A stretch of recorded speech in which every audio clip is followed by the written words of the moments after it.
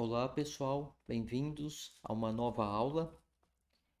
Hoje eu tenho o prazer de discutir com vocês aqui o símbolo da vida, que é este símbolo aqui,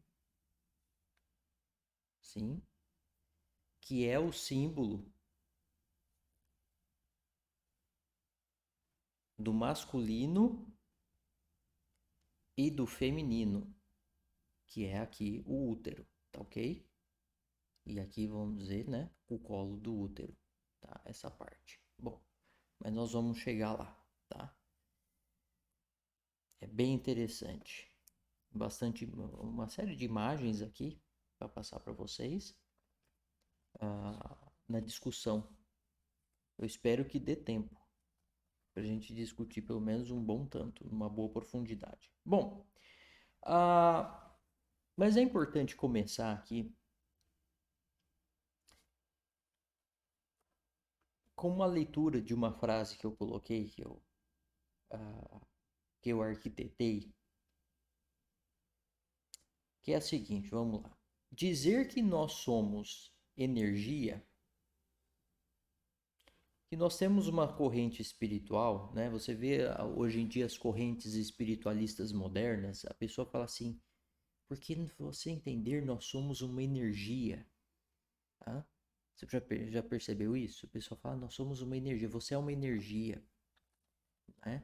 Então, dizer que nós somos uma energia é o mesmo argumento do moderno materialismo, que diz que somos apenas matéria, ou como a gente discute, eu coloco para vocês, né? Os materialistas discutem que ou nós somos matéria ou que nós somos um mero sistema molecular. Pois massa é igual a energia, não é? Nós temos das descobertas do Einstein, né? Massa é energia. Energia é massa, tá? É um sentido de igualdade. Igualdade é para um lado e para o outro. O que está de um lado da equação é igual ao outro, tá ok? E vice-versa. Eu falo assim, mas é até redundante, é até bobagem, tá? Massa é energia. Então você ficar colocando, você dizer que não, nós somos uma energia, a pessoa não está dizendo nenhuma outra coisa senão o mesmo argumento materialista de que você é um mero sistema molecular. É a mesma coisa. Não meramente porque a gente enxerga esta equivalência, né? Ou esta igualdade entre massa e energia e vice-versa. Energia é massa, massa é energia. Não, mas porque você, tá, eu sou uma energia. Ou seja, então você não é o fulano de tal, você é uma energia.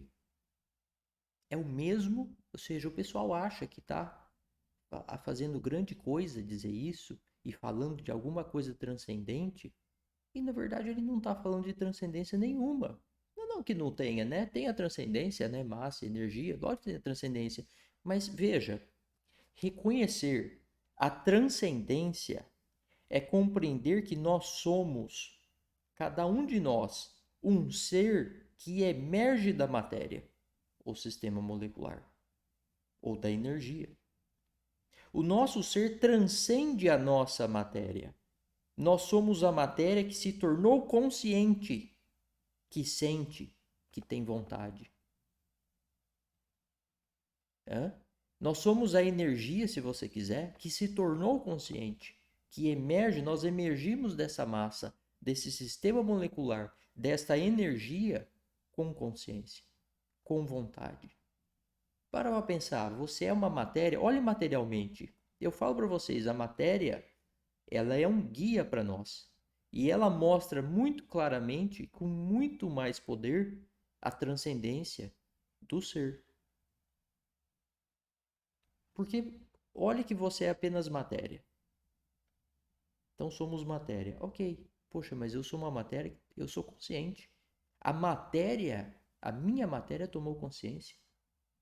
A minha matéria sente. A minha matéria tem vontade. Hã? Isto é transcendência.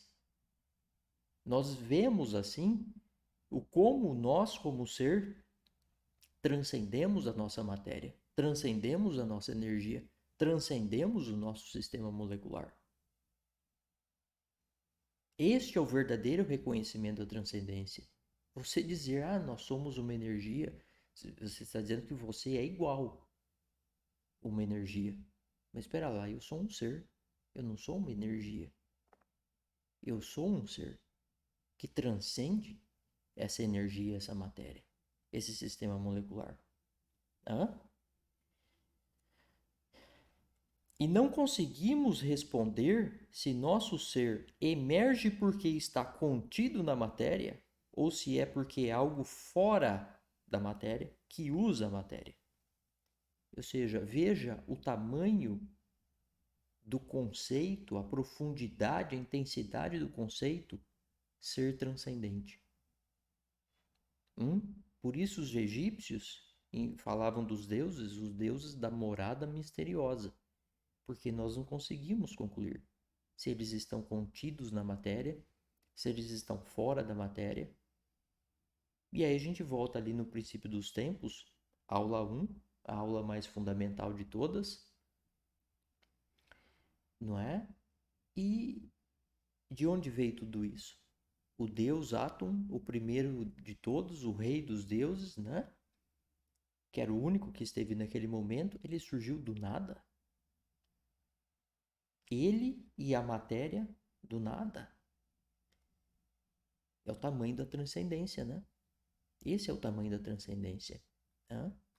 Então eu falo para vocês assim, então vamos voltar. Então nós somos, olhe materialmente, né? Apenas materialmente. Encare a realidade. Você é um ser que emergiu, que emerge da sua matéria, do seu sistema molecular, da energia que está na sua matéria, no seu corpo. Você emerge como um ser, você não é apenas uma energia, você não é apenas uma matéria. Você emerge disso tudo.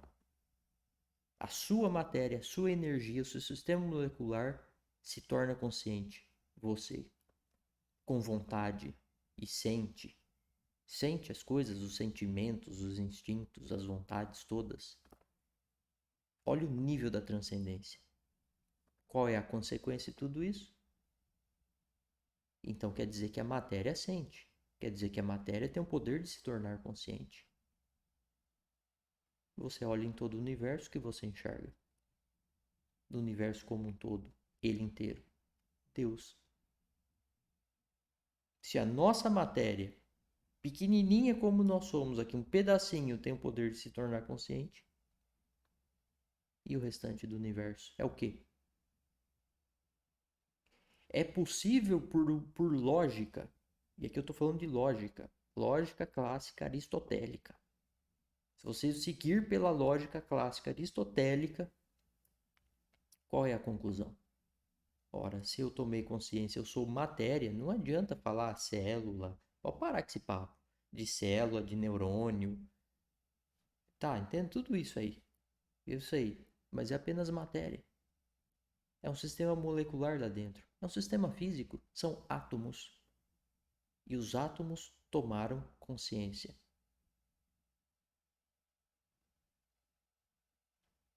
Portanto, o que é que você tem no restante do universo? Nós temos um ser consciente. Emerge de todo esse universo um ser. O Deus átomo. Sem dúvida nenhuma. Por isso que eu falo que a crença em Deus é uma coisa muito estapafúrdia.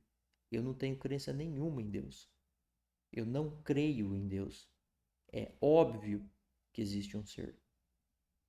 Puro e cristalino que existe um ser neste universo. Que este universo inteiro é um ser. Isso é a conclusão básica, materialista. E aí eu não fico preocupado em querer definir e achar se ele está contido na matéria, se ele está fora da matéria. Isto, pelo que parece, é impossível. Tão impossível quanto querer achar a energia na sua essência, a energia pura. Não tem um exemplo de energia pura. Né? A luz não é energia pura. Não é. Sempre tem alguma coisa carregando a energia. E disto, nós podemos entrar justamente no símbolo do masculino e do feminino. Vamos ver como que eu vou fazer isso aqui.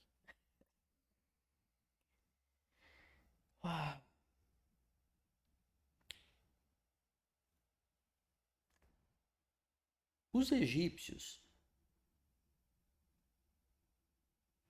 tinham o símbolo do Ankh. Este símbolo aqui é o símbolo do Ankh. O símbolo do Ankh, ele é o símbolo da vida, tá?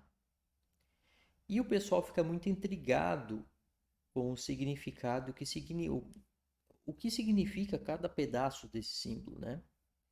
E as pessoas que eu acredito as mais filosóficas entenderam o que é esse símbolo. Esse símbolo ele é o símbolo do feminino.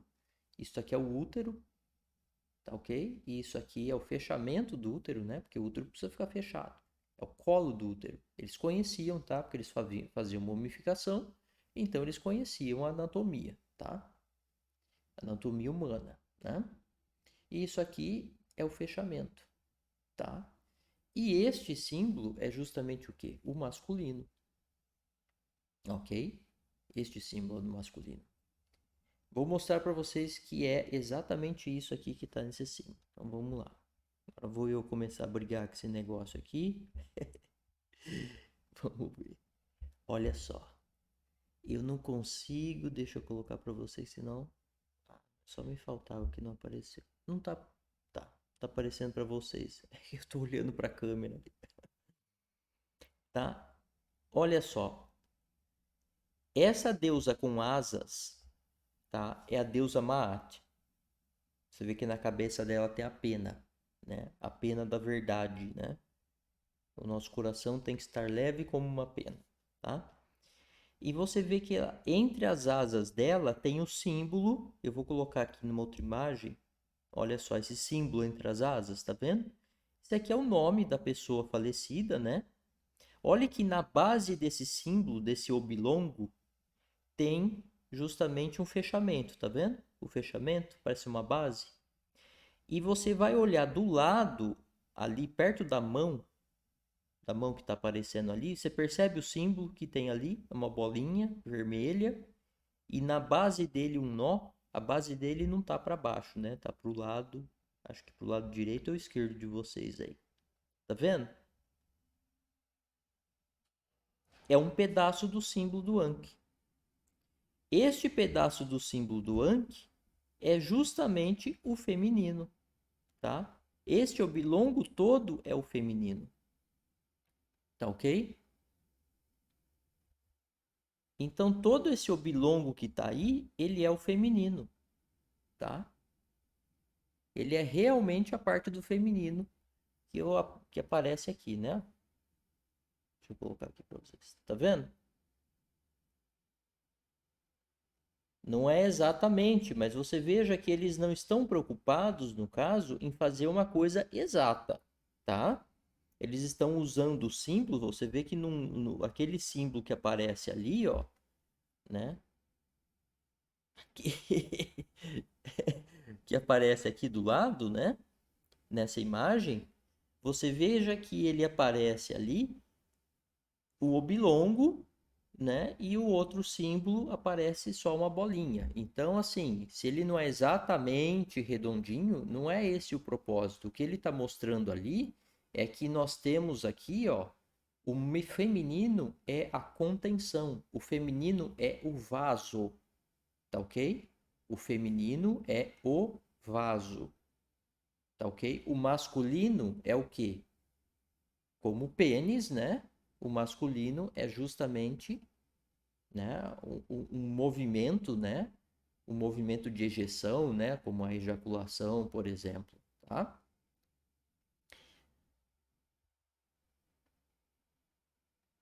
E na mão dela, olha só aqui, ó. Aqui é outra deusa, tá? Acho que agora, deixa eu ver. Tá vendo na mão da deusa o símbolo do Ankh? Tem o símbolo do Ankh na mão da deusa, o masculino e o feminino. Porque já aí já é o símbolo da vida em si. E você vê muitas imagens em que eles dão o símbolo para o faraó. Eles dão para o faraó assim, sabe? Ou mesmo assim, tá? Porque eles estão dando a vida. E você já vê que o símbolo sol feminino já aparece entre as asas da deusa, como símbolo de proteção. Eu vou buscar outras imagens aqui para vocês verem como que é o símbolo de proteção, o feminino, que é a contenção. Tem essa aí. Aqui, olha só, você tem o Osíris, né? E você tem, olha só, um deus, né? Aqui é o Horus, né? Tá? E o Horus protegendo na garra do Horus o símbolo do feminino. Tá ok? Ele tá com as asas e tem aquele símbolo também fazendo o símbolo de proteção, né? Inclusive aqui o próprio Horus aparece, né, com as suas asas protegendo Osíris, tá? Que é o que ele fez. Ele protegeu Osíris, né? O pai dele. Esse aqui ainda não. Este aqui, olha só. Eu vou discutir mais em detalhes. Olha aqui, de novo, o símbolo do masculino e do feminino. Você tem o Sol, você tem os raios solares, certo? Ou seja, a bolinha, né, do Sol, o útero, né? O útero, certo? Os raios solares, tá ok? E olha na pontinha dos raios solares, você tem o símbolo da vida, tá? Aqui eu também tenho, tá? Olha aqui, ó, na pontinha, o símbolo da vida, tá ok? Olha aqui de novo a imagem, de novo uma Maat, e olha só o símbolo que está no meio das asas, entre as asas dela. Um símbolo super forte, super consistente, né? Super robusto da contenção feminina, tá ok? Justamente da contenção, ou seja, relacionando essas asas, né? Em que ela faz essa asa assim de proteção. Muitas vezes aparece um deus, né? Com as asas, o Horus, por exemplo, fazendo a proteção, fazendo justamente essa proteção da contenção feminina, tá ok? Que aparece aqui tanto naquele oblongo, né? Com o nome dos faraós ou do falecido, quem quer que seja ali, né? Significando que ele está protegido pela deusa, e aqui muito claramente relacionando, né, a proteção das asas, né, da deusa, protegendo com a sua contenção feminina, que é aquela bolinha ali, né, com aquela base, tá? Que é justamente isso aqui, ó, tá? Vamos ver se eu tenho mais alguma imagem. Olha aqui, né? Você vê o Deus, né, servindo o símbolo do Ankh, o símbolo da vida, né, na boca do faraó. Sim? Aí já não é, você veja que aí não é feminino ou masculino, são os dois juntos, tá? Ó, aqui outra imagem do mesmo jeito. Deixa eu ver, aqui volta, né? Então você veja que ah, eles entendiam claramente, não é? Eles entendiam claramente o significado do masculino e do feminino e da vida. Olha só, o sol, o que é o sol? Olha que interessante. O sol é um vaso, certo? O sol é um vaso, mas ele é apenas um vaso? Não. Do vaso o que que sai? Os raios solares, como nós vimos naquela imagem. Do vaso saem os raios solares, mas precisa de um vaso. Você tem a matéria toda solar dentro do vaso, que entra ali naquela reação nuclear, e dali o que sai? Os raios solares. Os raios solares que nos trazem vida, que carregam vida. E olha que coisa interessante, eles sabiam dos fótons, sabiam de como a gente sabe mecanicamente hoje? Não, mas o princípio se mantém. A luz é uma partícula, ou seja, um vaso que carrega energia. E o que ela é? Ela é o masculino e o feminino. Porque do Sol, do vaso solar, o que é que sai? Por que que tem esse símbolo aqui, ó? Isso aqui é justamente o quê? O fechamento do vaso. O vaso precisa ser fechado. Você vê que naquele símbolo ali que eu coloco, depois eu coloco ele de novo, você vê que tem um nó aqui. Aqui nessa parte aparece um nó assim e aparece um nó do outro jeito. O vaso tem que estar fechado. Para você fazer um vaso, você precisa fazer a contenção. Ora, o que é o Sol? Uma contenção. Hoje nós sabemos, né, que qual é a contenção que faz aquilo ali? Qual é a força? A força da gravidade, né?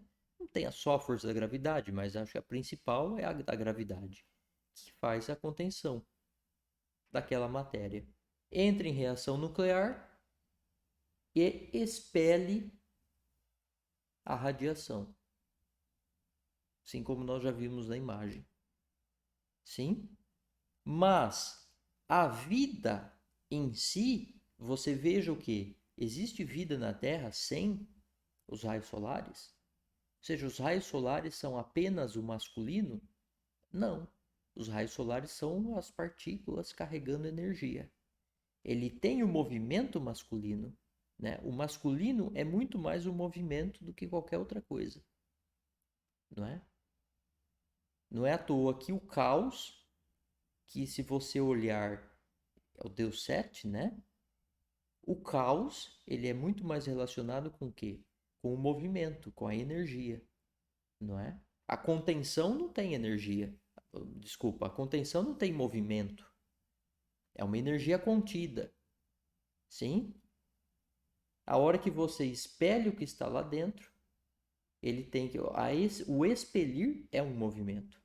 Você não expele se não houver um movimento. E, portanto, nos chegam os raios solares e eles chegam o quê? Com vida. E quando você olha mecanicamente, o que é um fóton?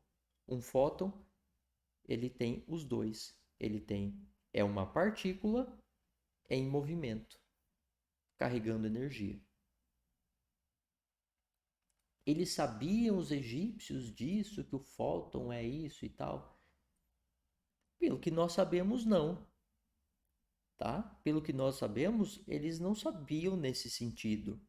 Hã? Mas o ponto, gente, que eu falo sempre para vocês, e esse é o poder da filosofia egípcia, é que eles enxergavam nas coisas, eles não estavam preocupados com essa em entender e resumir as coisas na sua mecânica, por exemplo, de que você é um sistema molecular, de que você é energia. Não, eles estavam preocupados em entender a transcendência das coisas e o princípio das coisas. E quando você olha para a natureza, você vai enxergar essa simbologia acontecendo.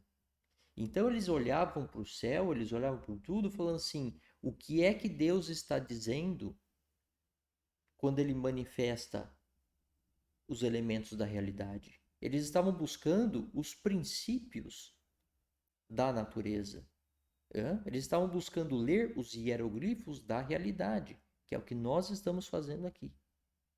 Então, essa questão de enxergar estes princípios, por exemplo, com o que nós estamos vendo aqui, não é? De que o símbolo da vida, ou de que uma coisa é viva quando ele tem o feminino e o masculino, sim? De que isto é vida, de que isto é estar vivo, é ter o feminino e o masculino, isto se mantém como princípio por tudo. Por tudo isso se mantém como princípio. Então, tanto eles enxergavam de maneira macroscópica, né? Como eles enxergavam, como esse princípio que eles enxergavam dessa maneira macroscópica, né? Olhando para as coisas não com um microscópio, né? Você vai ver que esse princípio se mantém por todas as escalas da realidade, tanto as escalas macroscópicas até as astronômicas, como é o caso que eu estou dizendo, né? O Sol é um vaso e do vaso ele expele, né? As partículas, não é? Ele tem o Sol, ele tem o feminino e o masculino, sim? Você vai ver também na escala microscópica. Bom, vamos olhar na escala macroscópica, que é o que eles viam, certo? Então você tem o útero, certo? Que está ali fechado pelo colo do útero, e você tem o masculino, que é o pênis, sim? Não existe vida se não houver a união do quê? Do feminino com o masculino. Existe vida? Não existe vida se não houver a união do feminino com o masculino. Você precisa do ato sexual. Você precisa do masculino em contato com o feminino, não é? Para colocar ali dentro aquela matéria, o sêmen, sim. Ali dentro do útero, o que é que vai haver? Vai haver ali o crescimento daquele novo ser e que em algum momento ele vai ser o quê? Expelido, certo? É assim que funciona, não é?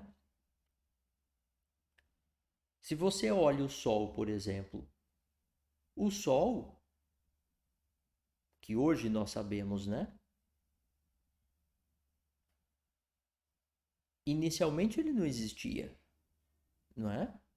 E o que é que acontece? Ele vai, é um ponto ali no espaço que vai juntando matéria, né? Vai coalescendo ali, ele vai puxando. É um ato que masculino, certo? Que vai injetando dentro naquele perto daquele pontinho, né?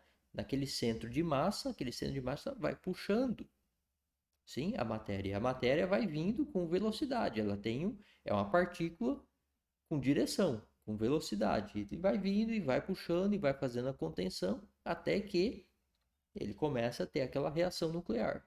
E daquela reação nuclear que ele faz? Ele expele o que ele produziu ali dentro, que no caso é a radiação, não é?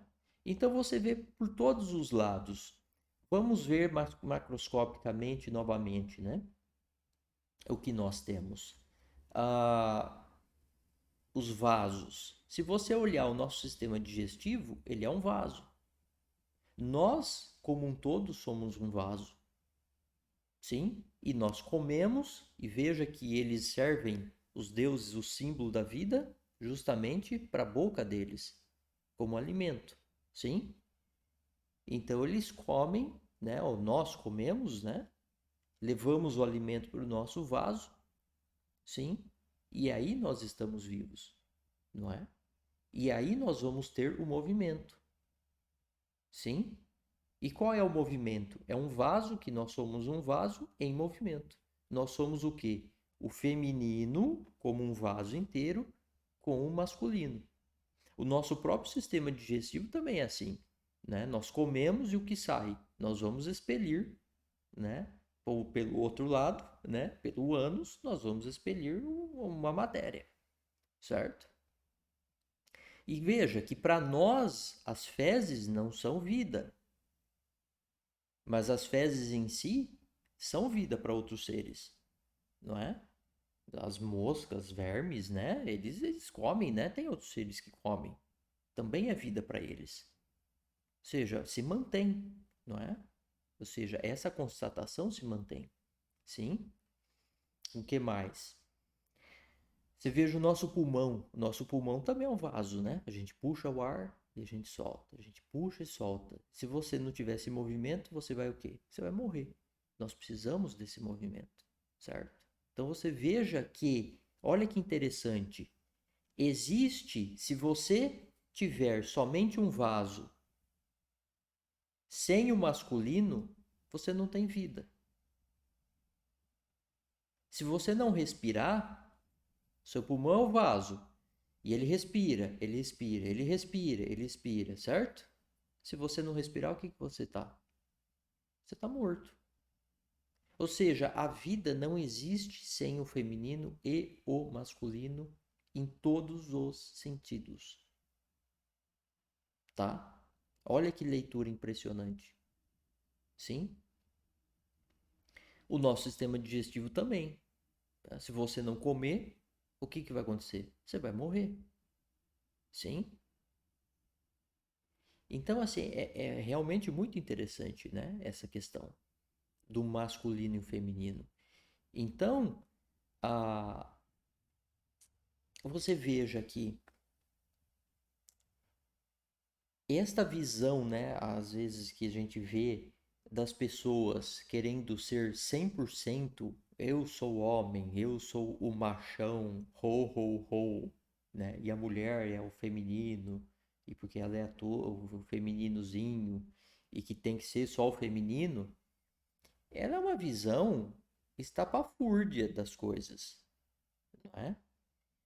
Porque se uma mulher for ou um homem, uma mulher só feminino e um homem só o masculino, ah, ele é morto. Hum? Ou seja, uma mulher com um útero que seja, né, que não receba o masculino, ela não vai dar vida. Porque veja que, olha só, o que é o testículo masculino? É um vaso. Ele é feminino. O testículo, neste sentido de princípio. O testículo é feminino. Ele recebe aquela matéria lá dentro do sangue, ele produz o espermatozoide e ele expele o espermatozoide. Só que se tiver um testículo que não produz espermatozoide, o que ele é? Ele é apenas um vaso. E o que ele é? Ele é morto. Ele é estéril. Ele precisa ser o feminino e o masculino. O pênis em si, o masculino, então, nós vamos observar que o masculino, na realidade, ele não é uma coisa, ele é um movimento. Porque o pênis em si, o que ele é? Ele é um vaso. Para ele ficar ereto, o que ele precisa? Ele precisa encher de sangue. Ele precisa conter ali dentro o sangue. Para ele ser possível fazer o movimento. Porque o que ele tem que fazer? O movimento. Ele não é meramente um vaso. Ele precisa fazer o movimento e fazer aquela ejaculação. Mais uma vez, o que é um pênis vivo? É um pênis plenamente funcional, em que ele é um vaso, que ele recebe o sangue, fica ereto e ele faz o movimento e faz a ejaculação. Então você não tem vida se você não tiver o masculino e o feminino. Hã? A própria mama de uma mulher, ela é o quê? Ela é um vaso, mas o que ela faz?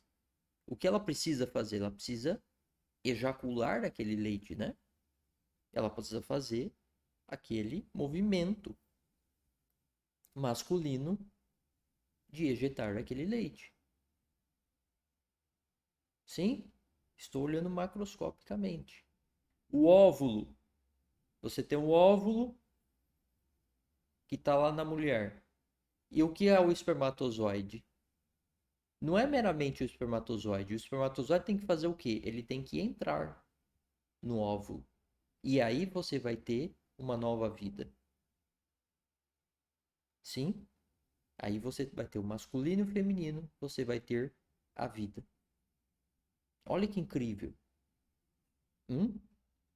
Eu até retomando isso, né? Que nós estamos num tempo aí em 2022 que o pessoal está discutindo, o pessoal está meio em dúvida se é homem, se é mulher, se não sei o que e tal. E tá toda uma discussão e eu tô achando que ninguém tá fazendo sexo nessa história. Que estão só discutindo, né? O pessoal tá fazendo sexo, não tá perdendo tempo em discutir. Mas o pessoal fica discutindo. E tudo um papinho furado, tudo umas conversinhas de gente tonta, mas enfim. Acho que gente que não faz sexo. Bom, e aí o pessoal fala, ah, mas então não tem homem, não tem mulher? Não é este o ponto, né? O ponto de discutir o símbolo do masculino e feminino é dessa forma aqui mesmo, como eles estavam discutindo, certo? Não é que não tem o feminino, não é que não tem o masculino. Lógico que tem o feminino, lógico que tem o masculino, não é? E nós vemos isso. Qual é o problema? Não tem problema nenhum. O ponto é, se você olhar, né? Eu falei sobre isso numa outra aula, eu quero retomar. Porque isso nos confunde. Poxa, se é o masculino e o feminino que tem vida, o masculino e o feminino são necessários estarem juntos para algo ser vivo, por que está separado em masculino e feminino? A única explicação que eu achei para isto, à luz da filosofia egípcia, que eu fiquei bastante intrigado com isso. ah, mas veja só, o que eu vejo é o seguinte: sempre que está o masculino e o feminino juntos, sai vida, certo? Masculino e feminino juntos aqui, ó, sai vida, tá? Juntou vida, juntou vida. O ponto é, isto, a vida é a manifestação do poder de criar vida do Deus Átomo. Lembre-se que o Deus Átomo, o poder de criação de vida dele é um poder absurdo. Tão absurdo de que, pelo que tudo que nós vemos e pensamos, ele surgiu do nada. Então, o poder de criação dele está contido por toda a matéria. Você vê ao nosso redor, está tudo cheio de vida, vida, vida, vida, vida, vida, vida. É uma coisa sem fim de vida. É por todos os cantos. É muito forte o poder de criação de vida dele. É tipo assim, onde ele toca, cria vida. Hã? Então, qual é a forma de você ter justamente um ordenamento da coisa? Um equilíbrio. Sim, é dividir em masculino e feminino. Porque veja só, imagina que você vai fazer uma lavoura. Aí você vai lá, coloca sementes na lavoura.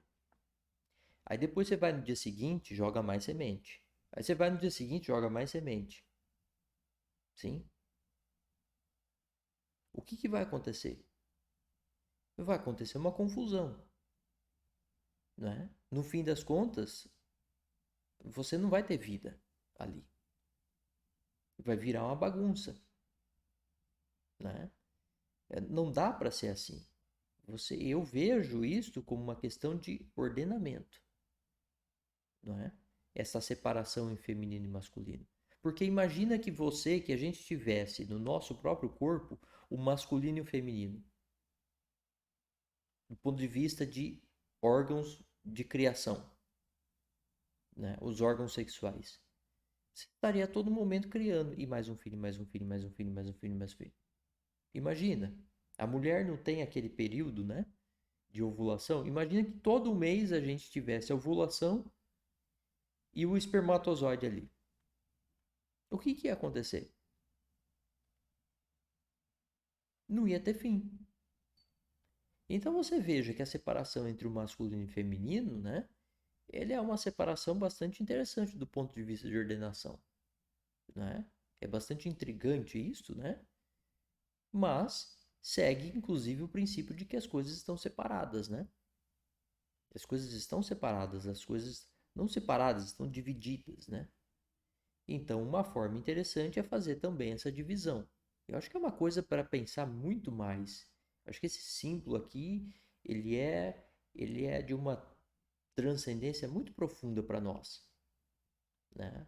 Isso nos leva a pensar muitas coisas, né? Inclusive essa separação entre o feminino e o masculino, não é? Não digo que eu acho que assim, nós não vamos esgotar, tá? Nem nessa aula e nem na vida inteira eu acho que nós vamos esgotar a discussão sobre o feminino e o masculino. Mas o mais importante é entender esse princípio, né? Do feminino e do masculino. E você olha de todas as formas, o que você enxerga é sempre o masculino e o feminino acontecendo. Então, a Maat, né? Voltando aqui na questão do masculino e do feminino, deixando um pouco de lado aqui por que está separado em feminino e masculino, você veja que a Maat, né, ela está relacionada, como nós vimos nas imagens, ela está relacionada justamente ao feminino. Ela é uma deusa, a deusa da verdade, da justiça, da ordem, da harmonia, da beleza cósmica e do equilíbrio cósmico, né? Você veja, do equilíbrio. E ela é feminino. E o deus Set, que é, a gente vai relacionar inevitavelmente com a energia, o movimento, né? Ele é um masculino, né? Ele não é feminino, ele é masculino. É bastante interessante isto, porque você veja que o feminino é o vaso, né? O feminino é a contenção. Você veja, por exemplo, os átomos. Não é? Os átomos são o quê? São uma contenção de prótons e nêutrons. Sim? Não é que os prótons, quando você, veja só, quando você pega os prótons e agrupa eles ali no núcleo atômico, eles não são esmagados numa massa só, não é? A coisa é mais complexa ali. Eles estão, na verdade, eles estão contidos. E olha que coisa interessante, a partir do momento que você conteve num vaso, eu vou falar assim, é um vaso com, como a gente vê um vaso, né? Como a gente tem um vaso material, a contenção não é meramente porque é um vaso material como a gente olha um vaso. É um vaso, aquela contenção, tanto faz se ela é uma contenção, vamos dizer, material de fato, né?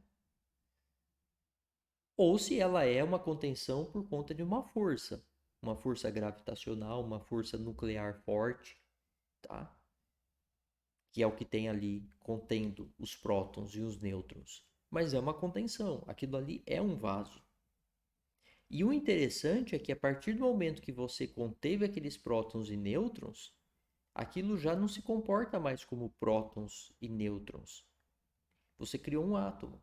Se você conter ali mais um átomo, mais um próton, já muda a característica. Você já tem um outro elemento químico. Já não é mais o mesmo elemento químico. As características são completamente diferentes. Sim? E o interessante desta contenção, não é? E que é uma contenção, vamos dizer, é uma contenção criativa, né? E veja que para você colocar um próton ali dentro, você tem justamente o quê? Você precisa fazer o movimento masculino de injetar aquele próton ali dentro. Sim? E a hora que você coloca ali dentro daquele vaso que você tem, você, você criou uma coisa nova. Então, o movimento, a união do feminino com o masculino criou um novo átomo, criou uma nova coisa, uma nova vida, um novo ser. Um novo ser emerge daquilo ali, um novo elemento químico. Hã? E assim também ocorre com os elétrons, né? Você tem ali o núcleo atômico e em volta você tem a órbita, né, dos elétrons. Sim? E aí, novamente, se você pega dois átomos, você pega, né, duas contenções de dois vasos, você vai fazer que movimento? O movimento, o masculino, e você une numa outra contenção que é já uma molécula. E você criou uma outra coisa. E por aí afora. Então você veja como que esse símbolo se mantém válido, né? De qualquer forma que você olhe, por qualquer ângulo que você olhe e por qualquer e em qualquer escala da realidade. Seja a escala subatômica, seja a escala atômica, seja a escala molecular, não é? Seja a escala aqui macroscópica dos animais ou astronômica, você sempre vai ver a mesma coisa acontecendo, né? Então, assim, este símbolo, né, é um símbolo que nós vamos voltar a conversar sobre ele, né? já vai fazer parte aqui da nossa conversa, né? O masculino e do feminino. Acho que os princípios aqui, este princípio, eu acho que do masculino e feminino está bem colocado aqui, né? De que o feminino é a contenção, não é? É o vaso, e o masculino, mais que tudo, ele é o movimento. É muito difícil separar. Você vê, nós separamos o masculino e o feminino de maneira conceitual, de maneira, vamos dizer, didática. Nós enxergamos a manifestação do feminino e a manifestação do masculino, mas você nunca consegue exatamente separar uma coisa da outra. Você não consegue, eu não vejo como achar, né, na natureza uma coisa 100% masculina e uma coisa 100% feminina. Porque se você colocar o movimento, né, você pensa no o masculino, que é o movimento. Agora, o que é o masculino movimento? É uma partícula, você tem que ter alguma coisa. É um vaso em movimento. É o masculino e o feminino ali. É inevitável. Masculino e feminino estão ali, não é? Uma partícula, você vai ter uma partícula completamente parada, sem energia, sem um movimentinho, você também não vai achar, né? A gente não acha também. Mas a gente consegue ver, né? A gente consegue conceitualmente, didaticamente, ver a essência do movimento, né? A essência do feminino, que é ser um vaso, e a essência do masculino, que é ser o movimento. Mas nós nunca vamos achar a coisa pura. A gente, em essência, é igual a matemática, né? Que a gente estava falando no outro vídeo. Ela é ideal. Ela é um didático. Mas não tem essa pureza aqui na natureza. A gente não vê essa pureza na natureza. Existe a energia pura, que seria um puro movimento. O que seria um puro movimento? Porque você precisa ter alguma coisa em movimento. O puro movimento, que seria só o movimento, ele não existe. Não existe, a gente não tem uma manifestação do que seria o puro movimento. É o movimento, só tem o movimento, até uma partícula, não, não tem nada. Mas se não tem nada, não tem não movimento. Para ter um movimento, precisa ter alguma coisa se movendo. Precisa ter um vasinho, uma partícula, naquele movimento, o masculino e o feminino. Então nós nunca vamos achar, você vê no nosso próprio corpo, né? Nós não vamos achar isso, né? A mulher, ela tem o filho, o que ela vai fazer com o filho? Ela vai expelir o filho. Ela vai fazer um movimento masculino de expelir, não é? E ela precisa fazer, não é? É necessário fazer esse movimento. Precisa sair, ela criou uma vida, não é? Então é bastante interessante isso, né? Esta, esta observação. Agora eu quero notar para vocês aqui, para reforçar o que eu tenho dito, de que os egípcios, eles não estavam preocupados, não porque eles desprezassem, mas eles não estavam preocupados com a mecânica das coisas em si. Como, por exemplo, dizer que você é uma energia, ou você é um sistema molecular, ou que o Sol é uma bola e nós estamos orbitando em torno do centro de massa da galáxia. Como a gente olha hoje, nós estamos muito preocupados com a mecânica das coisas e nós estamos reduzindo as coisas a uma mecânica, não é? De modo que até os espiritualistas, como eu disse no começo dessa aula, eles caem nessa cilada, né? Dizendo nós somos uma energia e acham que estão fazendo grande coisa com isso e não estão. Então veja que os egípcios, eu vou colocar aqui as imagens novamente. Deixa eu achar elas.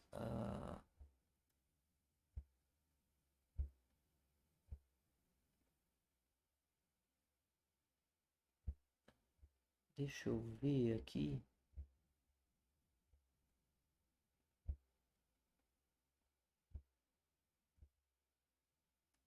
Olha só. Deixa eu ver aqui, ó. Ah, deixa eu ver para onde que eu aponto. Tá vendo bem aqui, ó? Na altura do meu dedo ali, ó, tem uma bolinha, certo? Aquilo ali é o Sol, tá? E aqui, ó, em cima da cabeça do Deus, aqui do Deus Horus, também tem, certo? Uma bolinha, certo? É o Sol.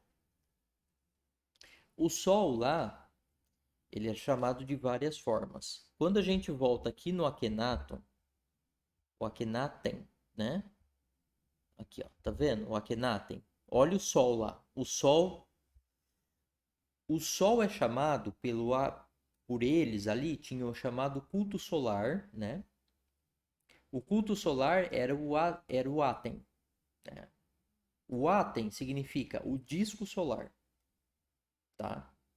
Aten significa disco solar. Sempre traduzem dessa forma, tá? Por quê?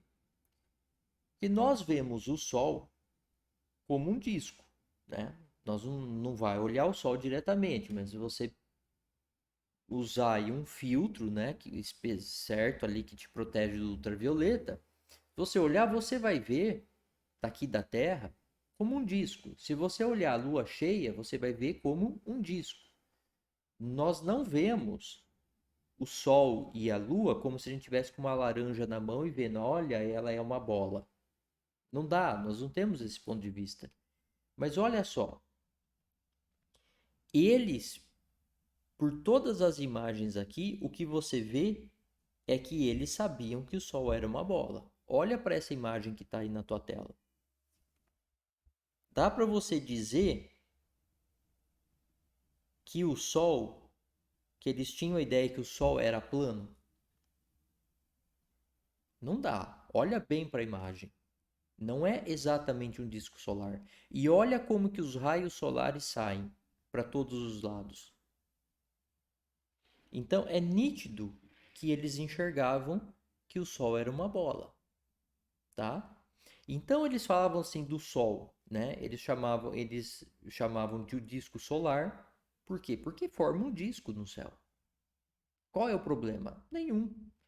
É uma forma que a gente vê. Eles já diziam que o Sol passava, que era o deus Ra passando na barca solar. É porque eles achavam que tinha um barquinho? Não, eles não estavam olhando isso. Eles também chamavam o Sol de Kepri, tá? Deixa eu achar o. Foi uma das primeiras eu coloquei. Ó, tá vendo aqui o besorrinho? O besorrinho rolando o Sol. E você vê que o Sol aqui, que ele está aqui, ó, ele não está como meramente um disco. Observe bem, ele não está colocado como meramente um disco. Você vê que eles fazem uma bordinha ali para dar uma impressão de bolinha. Justamente porque nesse caso eles estão relacionando o quê?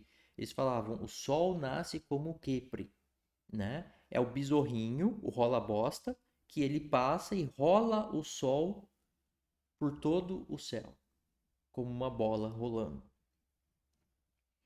É porque eles achavam que tinha um besorrinho rolando o Sol?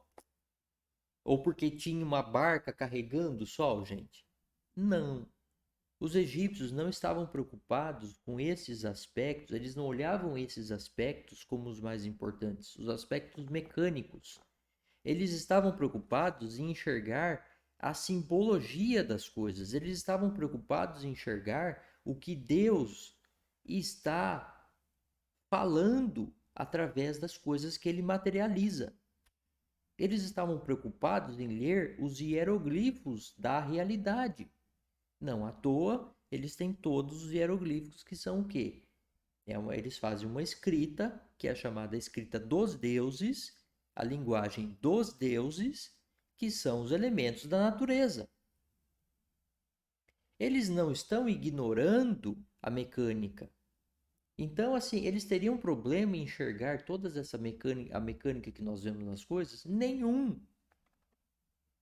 Assim como nós não temos aqui, que nós estamos usando o quê? A filosofia egípcia. Não há problema nenhum.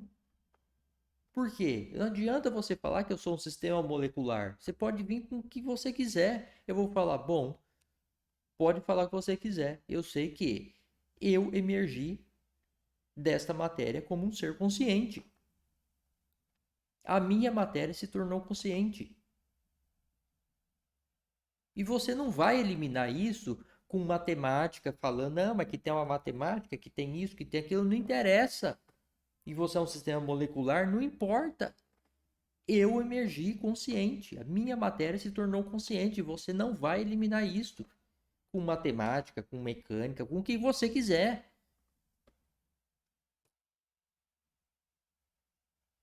Então, a grande bobagem você ficar querendo achar que você está negando a existência da transcendência, porque você fica falando que você olha, não, mas é um sistema molecular, mas é isso, mas é aquilo. Tá falando da mecânica das coisas. Como eu comecei a aula, de toda essa matéria se torna consciente. Se você quiser olhar materialmente. Então dizer, né, que o cara é materialista, porque ele é materialista, ele não acredita em Deus, ele não é nem materialista. E nem materialista ele é. Porque a partir pela matéria, a matéria toma consciência. Qual que é a conclusão usando a lógica clássica aristotélica? Que a matéria tem o poder de tomar consciência, de desenvolver consciência. E qual é o restante da consequência, a consequência maior disso? Que o universo inteiro é consciente. Deus. Então o materialista que vem esses argumentinhos, ele é uma porcaria de materialista.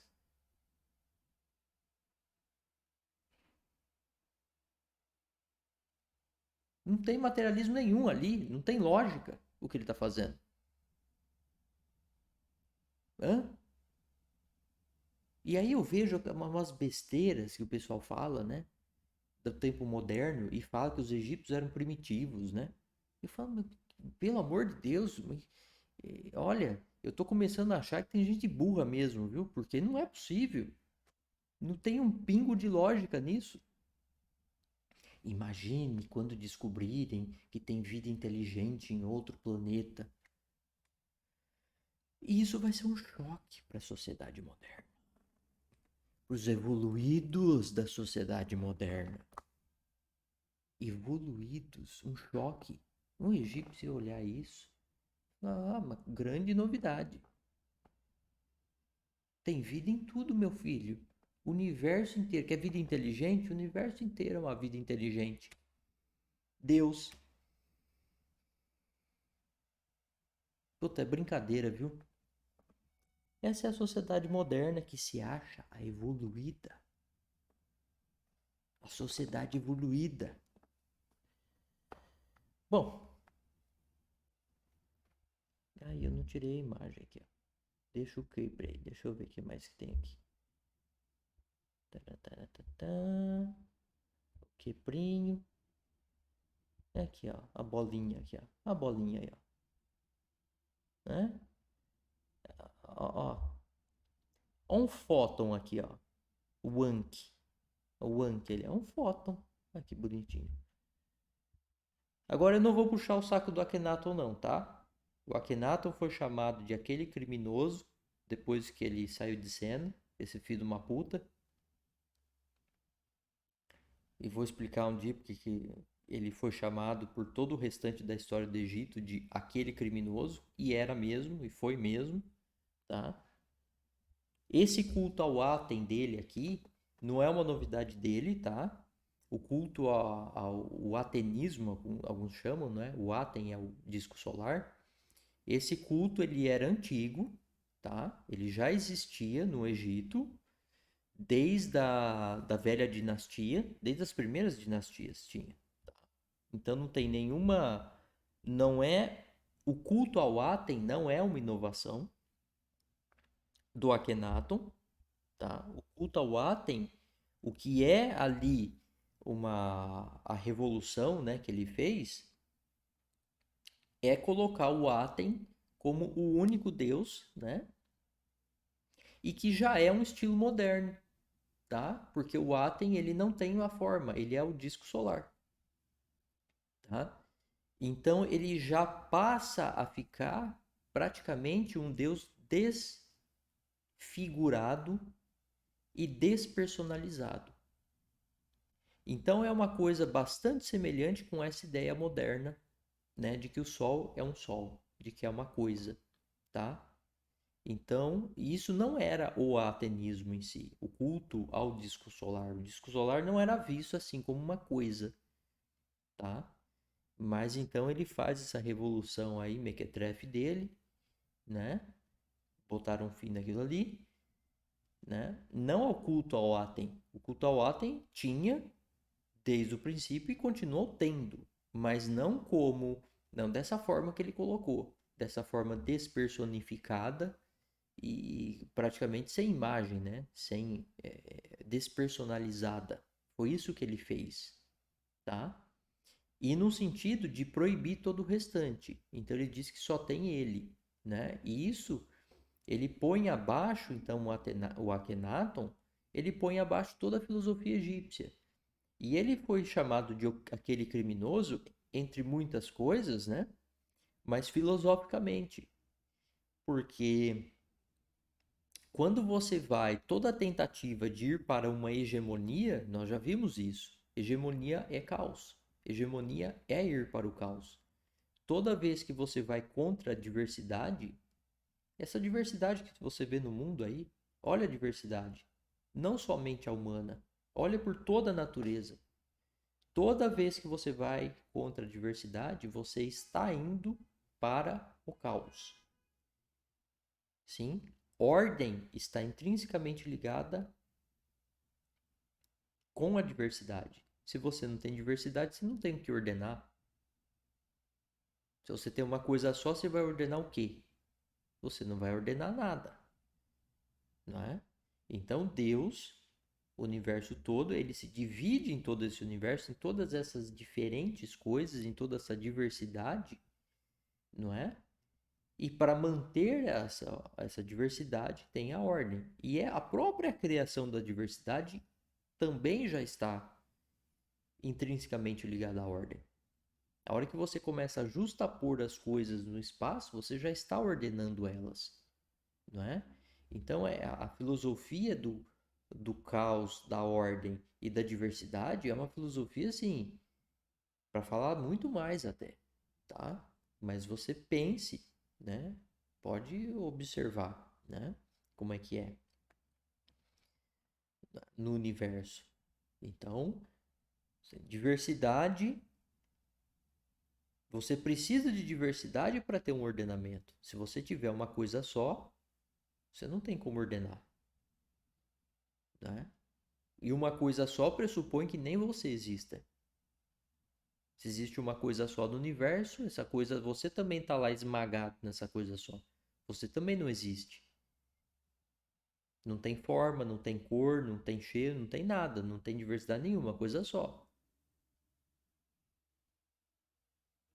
A partir do momento que você faz duas coisas, você já começa a, logo ali ter um ordenamento. Você tem duas coisas diferentes. Uma coisa está num lugar, a outra coisa está em outro.